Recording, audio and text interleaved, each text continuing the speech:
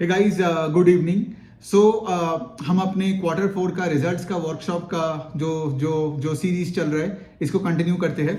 सो कल कुछ 4 कंपनीज का रिजल्ट आया जिसको मैंने ट्रैक किया। आई थिंक या देर आर 4 कंपनीज। तो आई गेस नाम तो आपको पता चल ही गया है। So let's analyse the business models of those companies, फिर उनका रिजल्ट कैसे आया, उनका गाइडेंस कैसे था, एंड ऑल दी इनसाइट जैसे मैं बताते रहता हूँ। तो मैं स्टार्ट करता हूँ, ठीक है। तो सबसे पहला जो कंपनी जिसका कल रिजल्ट आया, जो मैं ट्रैक करता हूँ ऑफकोर्स, वो है कि प्रूडेंट कॉर्पोरेशन करके कंपनी। अब प्रूडेंट क्या करता है पहले वो समझ लेते हैं कि वो एक म्यूचुअल फंड और एक इंश्योरेंस डिस्ट्रीब्यूटर कंपनी है, ठीक है। तो बेसिकली क्या है, सोचो आज उनका खुद का म्यूचुअल फंड डिस्ट्रीब्यूटर्स का एक ग्रुप है, ठीक है।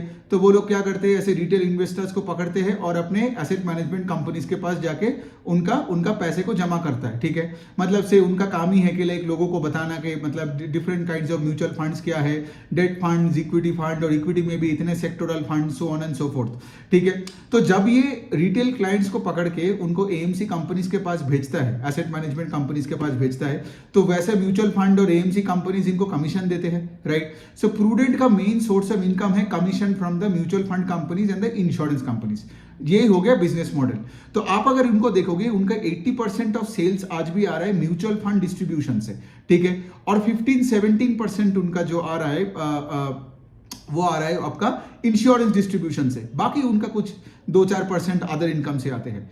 सो the point I am trying to make इसके लिए, आज अगर आप देखोगे मेन उनका सोर्स ऑफ इनकम क्या है, म्यूचुअल फंड डिस्ट्रीब्यूशन। लेकिन there is a catch here, ठीक है। द कैच ये है कि इंश्योरेंस जब आप डिस्ट्रीब्यूट करते हो तो वहां पे कमीशन आपको ज्यादा मिलता है देन म्यूचुअल फंड डिस्ट्रीब्यूट करके। Got it. सो प्रूडेंट क्या अभी कर रहे हैं, धीरे धीरे करके अपना जो पूरा पाई है इसमें से इंश्योरेंस डिस्ट्रीब्यूशन का सेगमेंट को बढ़ाने का कोशिश कर रहा है। सो एज वी स्पीक वो अपने इंश्योरेंस का पूरा जो डिजिटल इंफ्रास्ट्रक्चर है उस पर काम कर रहा है, ठीक है। उस पे मैन पावर पे ऐड कर रहा है, उसका टेक्नोलॉजी में काम कर रहा है, सो दैट इंश्योरेंस डिस्ट्रीब्यूशन में प्रूडेंट का एक बड़ा साइज हो टू द टोटल स्केल। इससे क्या होगा, कंपनी को ऑपरेटिंग लेवरेज मिल जाएगी, है ना, आपका मार्जिन एक्सपेंशन होगा। तो ये जो हम बात करते हैं ना प्रोडक्ट मिक्स चेंज, राइट। सो यहां पे भी एक प्रोडक्ट मिक्स चेंज हो रहा है। मतलब इसका मतलब ये भी मत सोचना कि म्यूचुअल फंड डिस्ट्रीब्यूशन नहीं करेंगे, उसमें भी ग्रोथ रहेगा, लेकिन they are trying to improve the portion of insurance distribution to the total revenue, right. इससे क्या होगा, आगे जाके ऐसे ही सेल्स ग्रोथ में आपका profit growth will be much higher. Got it. Why? Because product mix change हो रहा है, ठीक है। तो ये एक बहुत इंपॉर्टेंट चीज है जो प्रूडेंट में हो रहा है। दूसरी वाला बात यहां पे है, जो इक्विटी में भी जो डिस्ट्रीब्यूशन करते हैं ये लोग, मेजॉरिटी इक्विटी मतलब जो म्यूचुअल फंड डिस्ट्रीब्यूशन करते हैं उसमें से ये लोग मेजॉरिटी वाइज में इक्विटी म्यूचुअल फंड डिस्ट्रीब्यूट करते हैं। क्यों? बिकॉज अगर आप देखोगे डेट म्यूचुअल फंड और इक्विटी म्यूचुअल फंड में जो लोग काम करते हैं, इक्विटी म्यूचुअल फंड वाले को ज्यादा कमीशन मिलते हैं। इवन अगर आप एसेट मैनेजमेंट कंपनीज को भी देखोगे, उनका जो बड़े बड़े म्यूचुअल फंड का जो पैसा जब मैनेज करते हैं, सो इक्विटीज मैनेज करने में you get more commission, you get more money, तो डिस्ट्रीब्यूशन का मनी भी इक्विटी में ज्यादा होगा। तो प्रूडेंट का मेन फोकस है इन म्यूचुअल फंड डिस्ट्रीब्यूशन में कि अपने रिटेल क्लाइंट्स को इक्विटी म्यूचुअल फंड्स खरीदवा दे कोई एएमसी कंपनी का। Got it. यही है बात। तो अगर आप देखोगे प्रूडेंट ने पिछले साल जितना, से फॉर एग्जांपल अगर लेट से 100 रुपए का इक्विटी म्यूचुअल फंड में लोगों का पैसा डलवाया था, इस बार ये हो गया 152 रुपीज। मतलब क्या, 52% का ग्रोथ उन्होंने लाया। मतलब आपको आगे समझ में आ गया कि इस बार में उनका जो इक्विटी म्यूचुअल फंड जितना उन्होंने फंड्स में लोगों को और डलवाया, राइट, और उसके साथ साथ जितना एग्जिस्टिंग फंड्स का वैल्यू बढ़ा, मिलके इक्विटी म्यूचुअल फंड्स कितना बढ़ा, 52% YOY, ठीक है। अब सोचिए, जैसे मैंने बताया, अगर कोई से for example equity mutual fund का जो भी बेस है, इफ दैट ग्रोस 52%, इसका 2 कंपोनेंट होते हैं। एक होता है मार्क टू मार्केट गेन्स और दूसरा होता है कि आपका वॉल्यूम्स, मतलब कितना नया पैसा आया है उस लेट से फॉर एग्जांपल वो फंड्स में। Got it. तो मार्क टू मार्केट गेन मतलब है क्या, अब देखोगे mark to market gain is 40% out of that 52%, और बाकी का जो वॉल्यूम ग्रोथ है वो है 12%। अब आप बोलोगे मार्क टू मार्केट गेन्स है क्या? मार्क टू मार्केट गेन ये है कि जो एग्जिस्टिंग जो फंड्स था, उस फंड्स का जो मार्केट वैल्यू वो बढ़ गया, राइट। क्यों? बिकॉज 2023 में तो बुल मार्केट चला था ना, राइट। तो इसीलिए आप देखोगे 2022 के कंपैरिजन में आप देखोगे कोई भी कंपनी का जो भी एसेट मैनेजमेंट या डिस्ट्रीब्यूशन में है, इनका जो भी ग्रोथ आया है, जैसे एचडीएफसी एएमसी, उनका भी 32% का एयूएम का ग्रोथ आया, तो उसका भी लार्ज चंक आया है उसका ऑफ दैट पर्टिकुलर 32% का growth because of mark to market gains. Got it? Because 2023 पूरा बुल मार्केट ही है, 2024 में भी ये बुल मार्केट चल रहा है, right? So the point I am trying to say इसके लिए अब आपको यहां पे थोड़ा सा सिक्लिकलिटी का भी आइडिया लग गया कि अगर मार्केट बहुत अच्छा चलेगा तो इनका एयूएम का ग्रोथ एक बहुत हाई पेस से होगा, राइट? इसीलिए आप देखोगे प्रूडेंट का 52% से अपना इक्विटी का एयूएम बढ़ा है। Got it? लेकिन सोचिए अगर मार्केट पिछले 2 साल में चलता ही नहीं तो ये 40% के आसपास कुछ होता ही नहीं, तब आप क्या देखते? वही जितना वॉल्यूम ग्रोथ होगा, राइट, उतना ही, जैसे एसआईपी में यहां पे वॉल्यूम ग्रोथ होता है, राइट, क्योंकि यहां पे एसआईपी का जो अमाउंट है that went up 40% on a Y basis.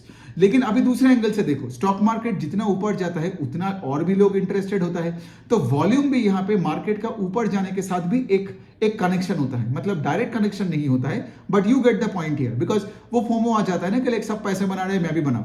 So basically क्या है, 52% का इनका इक्विटी एयूएम बढ़ा है, और इक्विटी एयूएम खुद का नहीं, मतलब इन्होंने जो भी म्यूचुअल फंड्स में अपने रिटेल इन्वेस्टर्स को इन्वेस्ट करवाया वो total at a summary level में एयूएम 52% बढ़ा वाईओवाई लेवल पे FY24 over 23।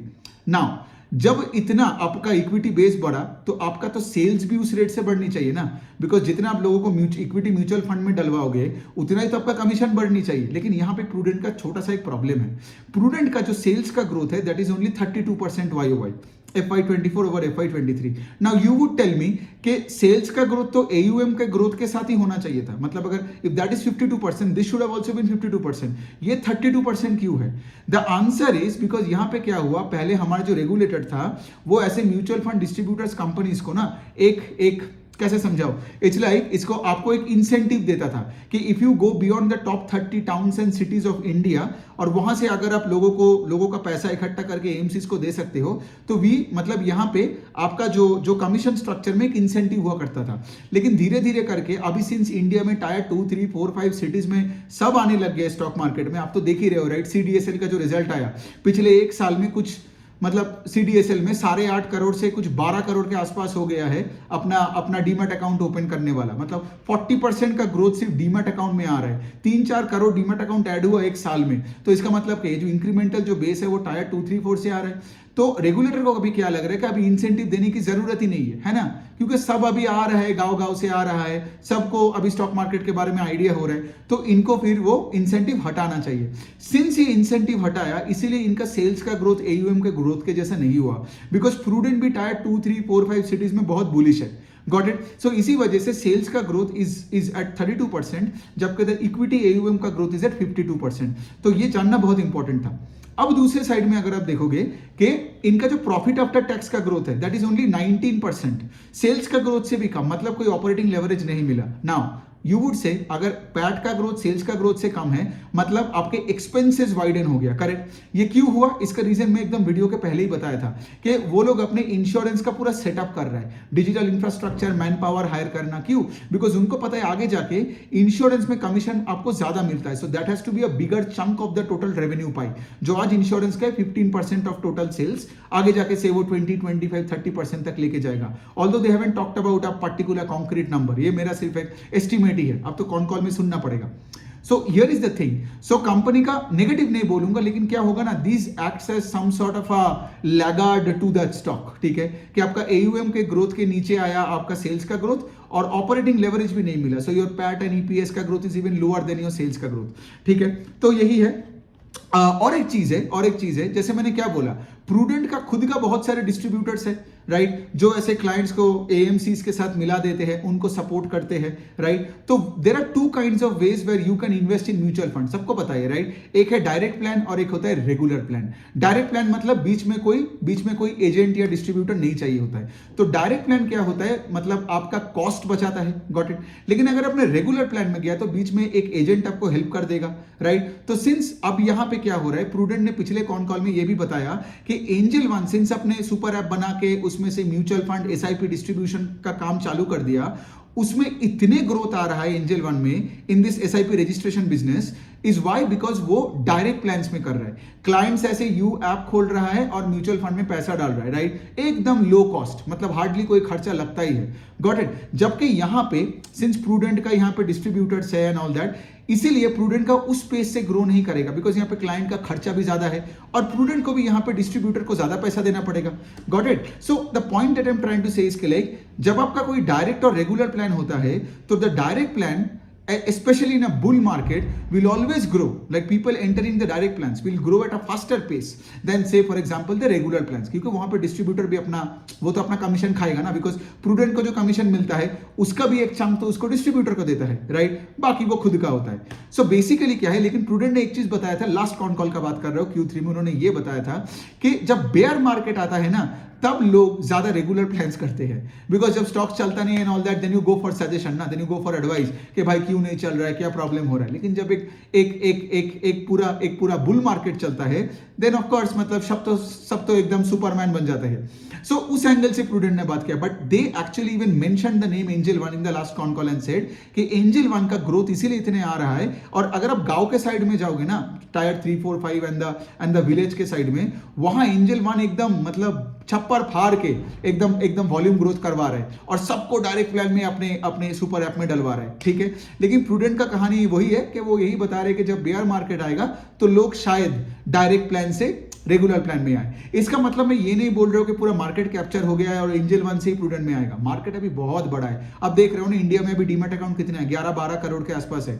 Population is not of 120 crore, ठीक है. So not even 10% of the population. So there is a huge untapped market as well, ठीक है. लेकिन all I am saying is the pace of growth for direct plans और उनके जो players है जो डायरेक्ट प्लान्स को प्रमोट कर रहे हैं, जैसे एंजल वन उनका डिस्ट्रीब्यूटर है, they will continue growing at a faster pace than the players who have distributors with them और जो रेगुलर प्लान्स में है. Got it. सो ये जानना बहुत क्रिटिकल था.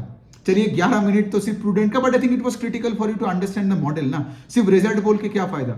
अब चलिए जल्दी दूसरा कंपनी करते हैं, मैरिको. इसमें ना कोई ग्रोथ है ना सेल्स का ग्रोथ है, कुछ नहीं है, ठीक है. अब देखोगे Marico, Dabur, HUL, ITC, Gillette, ठीक है, ये सब सिंगल डिजिट का ग्रोथ का इंजन है. ये सब फैले हुए बिजनेसेस हैं और ये सब अपने शेयर होल्डर्स को डिविडेंड के बिना कुछ नहीं दे पाएंगे. तो if you are in your 20s, 30s and 40s, इन सब के बारे में डिस्कशन करना भी बेकार है, ठीक है. 70s, 80s के पहले हो जाओ, फिर अब जाके डाबर, मैरिको खरीदो, राइट. बिकॉज अगर कोई कंपनी का वॉल्यूम ग्रोथ ही नहीं है तो आप क्या पैसे बनाओगे. लेकिन इनका stocks don't go down because they give out periodic dividends, right. तो इसीलिए क्या है, स्टॉक स्टेबल है, ना घटता है ना बढ़ता है, राइट. तो ऐसे स्टॉक्स तो नहीं, हमें तो रिस्क मैनेजमेंट करनी है, बिजनेसेस को ट्रैक करनी है, बट हमें पैसा बनानी है ना स्टॉक मार्केट में. जहां पे पैसा नहीं बन रहा है वहां सिर्फ हम ये थोड़ी देखेंगे कि मेरा डाउन साइड प्रोटेक्टेड है और मैं ऊपर नहीं देखूंगा, तो फिर मैं मार्केट में क्यों, तो फिर मैं आप सेविंग्स में पैसा डालो, FD करवा लो.